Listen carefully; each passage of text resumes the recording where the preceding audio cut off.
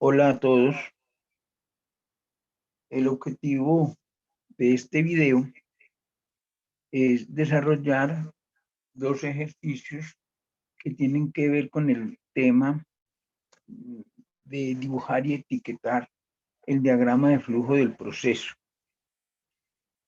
Dibujar y etiquetar el diagrama de flujo del proceso es uno de los pasos fundamentales en la realización de los balances de masa. Debe hacerse luego de leer y entender muy bien el enunciado del problema. Y una forma de hacer un diagrama de flujo es ir dibujando lo que se va leyendo. Los diagramas de flujo contienen dos elementos fundamentales que son unos bloques que pueden ser rectángulos o pueden ser círculos que representan las operaciones unitarias o los procesos unitarios que suceden en el proceso de transformación que se esté considerando.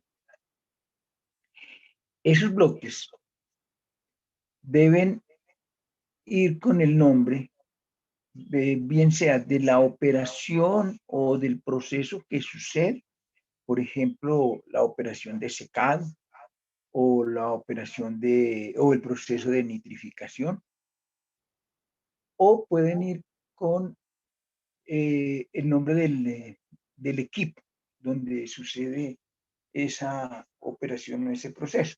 Entonces, en lugar del nombre de la operación secado, se puede colocar el nombre del equipo, secador. En lugar del nombre del proceso unitario, cualquiera que él sea, combustión, nitrificación, hidrogenación, se puede colocar el equipo donde sucede, reactor. Entonces, puede ser de cualquiera de esas dos formas que se representan esos bloques en el diagrama de flujo. Pero otro componente, el segundo componente, son unas flechas que indican los flujos de las corrientes que entran o salen de esas operaciones unitarias o de esos procesos unitarios. Si la flecha representa una entrada, entonces la flecha debe estar justo sobre el bloque que representa la operación o el proceso. Una flecha en sentido contrario, es decir, alejada del bloque, significa que esa corriente sale del proceso. Muy bien, en este caso el ejercicio dice 10.000 kilogramos de soya, cuya composición es 82% en torta y 18% en aceite, se muelen y se prensan para obtener parte del aceite. La torta resultante, con composición 94% en torta y 6% en aceite, se somete a extracción con hexano, resultando un residuo que contiene el 99.5% de torta y 0,5% de aceite, y una mezcla hexano-aceite, la cual se destila para separar el aceite del hexano. En este ejercicio, después de leerlo y entenderlo bien, encontramos tres operaciones unitarias. Una primera operación unitaria que consiste en moler y prensar la torta, que tiene una composición del 82% en torta y 18% en aceite, para obtener parte del aceite. Esa es la primera operación unitaria que sucede allí. Esa torta que tiene 82% en torta y 18% en aceite, se muele y se prensa para obtener parte del aceite.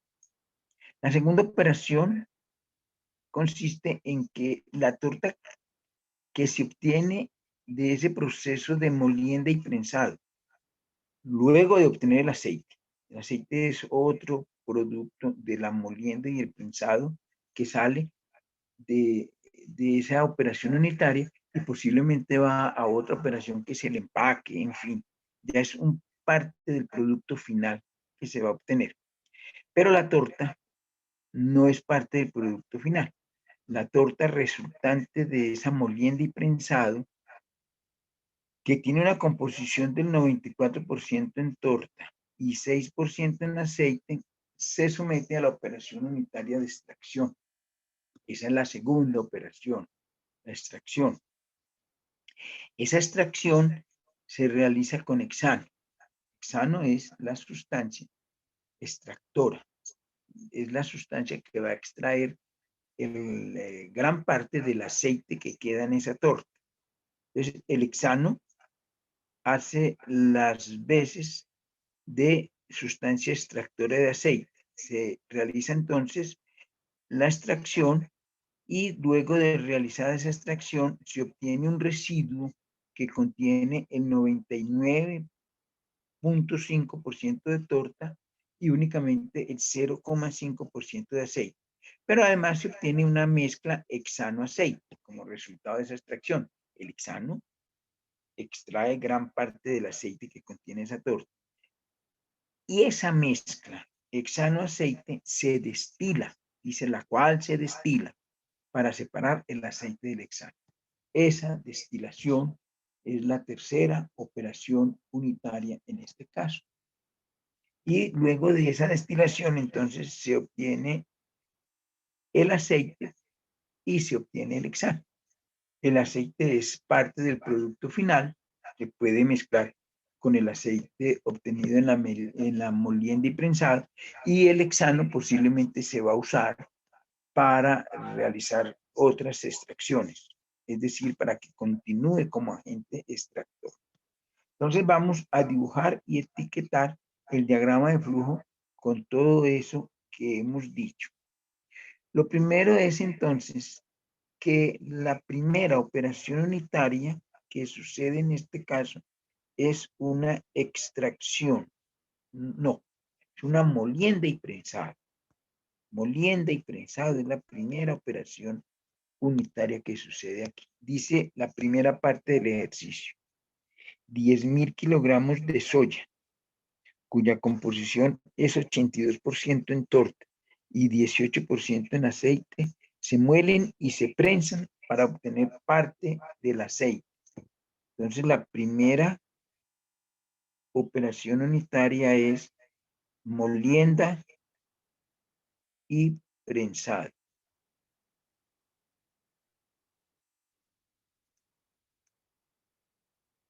¿Qué es lo que se muele y se prensa? 10.000 kilogramos de soya, 10.000 kilogramos de soya, cuya composición es 82% en torta y 18% en aceite. El colocar esta información que está suministrando el enunciado del ejercicio es lo que se conoce como etiquetar el diagrama de flujo. Entonces ya tenemos etiquetado y representado esa parte del diagrama de flujo que dice 10.000 kilogramos de soya, cuya composición es 82% en torta y 18% en aceite, se muelen y se prensan para obtener parte del aceite. Por aquí se obtiene una parte del aceite, para obtener parte del aceite. Pero además de ese aceite, se obtiene otra torta, y se llama la torta resultante. Aquí tenemos una torta, se le puede colocar la palabra resultante, una torta cuya composición es 94% en torta y 6% en aceite. Esa torta resultante, con composición 94% en torta y 6% en aceite, se somete a extracción. Esta es la segunda operación unitaria en este proceso de transformación. Se llama extracción. Esa torta se somete a extracción con hexano. El hexano es el agente extractor. El agente extractor se somete a extracción con hexano, resultando un residuo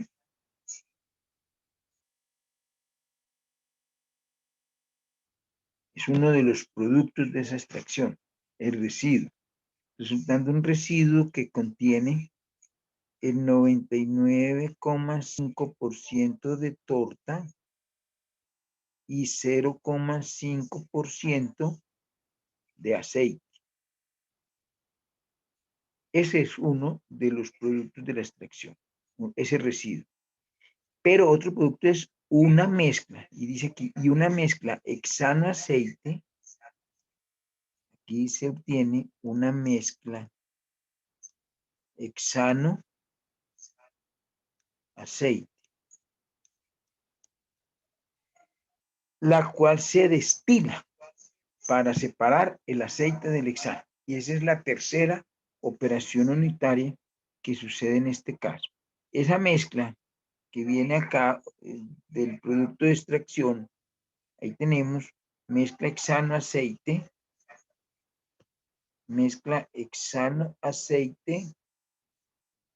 esa mezcla se destila, es decir, entra en un proceso de destilación. En una operación unitaria mejor, bien dicho, en una operación unitaria de destilación. Entonces se destila esa mezcla. ¿Con qué fin se destila? Dice el enunciado, para separar el aceite del hexano.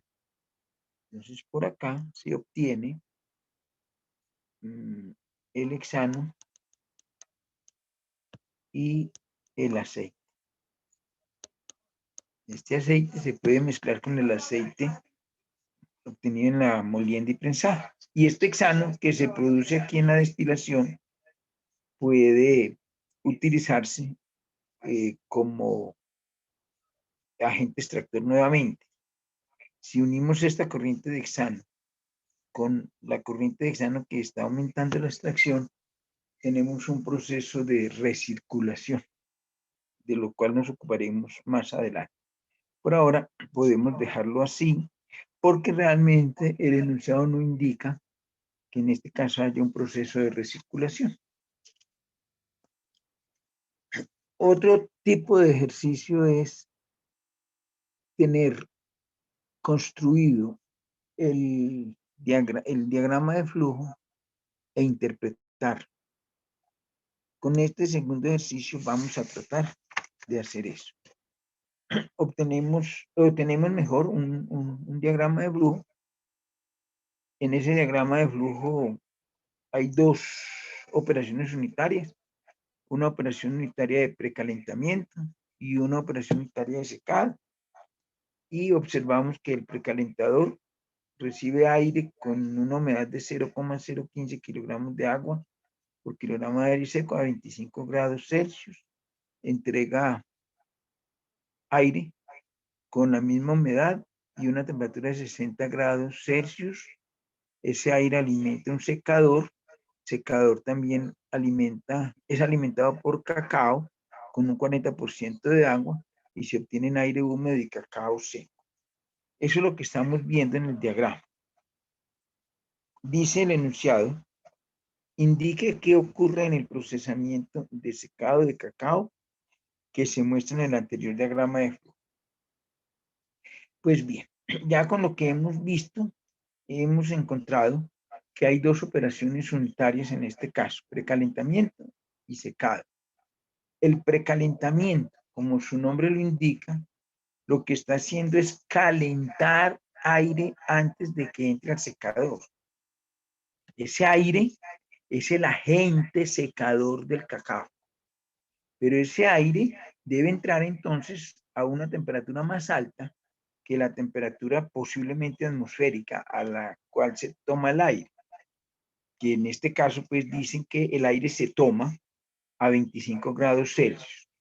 Para que realice una mejor operación de secado, para que la operación de secado sea más rápida, posiblemente más efectiva, ese aire debe calentarse hasta 60 grados Celsius. Eso se hace en un precalentador. El precalentador lo único que hace es aumentar la temperatura del aire, calentarlo, pero nunca modificar la humedad del aire, ni le suministra aire, con lo cual se, agua, perdón, ni le suministra agua, con lo cual se aumentaría la humedad absoluta del aire, ni le retira agua a ese aire, con lo cual disminuiría la humedad absoluta del aire. Como ni le aumenta agua, ni le retira agua, pues su humedad absoluta no cambia. Entonces, ese aire ya caliente alimenta el secador junto con el cacao y se produce lo que se necesita en este proceso, que es un cacao seco. Entonces podemos decir lo siguiente. Podemos decir lo siguiente como interpretación del diagrama de flujo. Para secar el cacao, para secar cacao, lo primero que se hace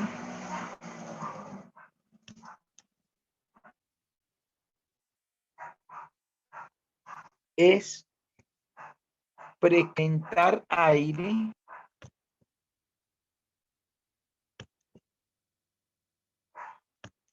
con humedad absoluta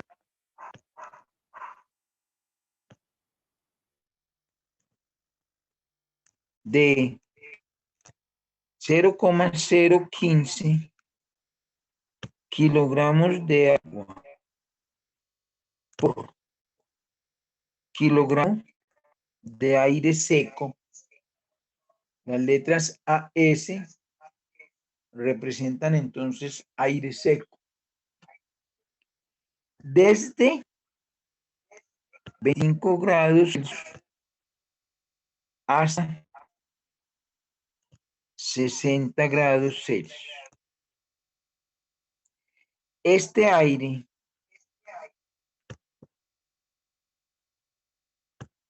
precalentado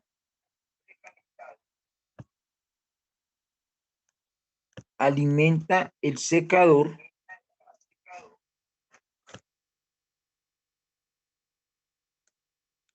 el cual también recibe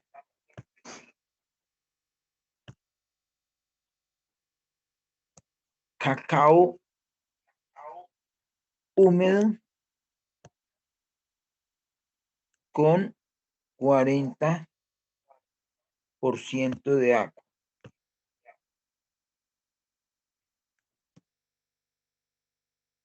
Luego del proceso de secado,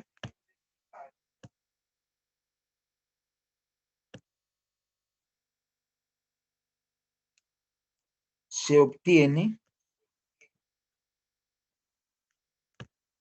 aire con una humedad mayor,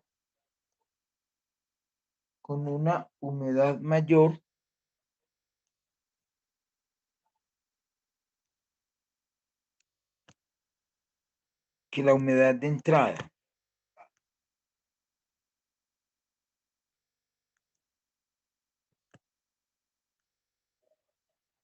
Y cacao completamente seco.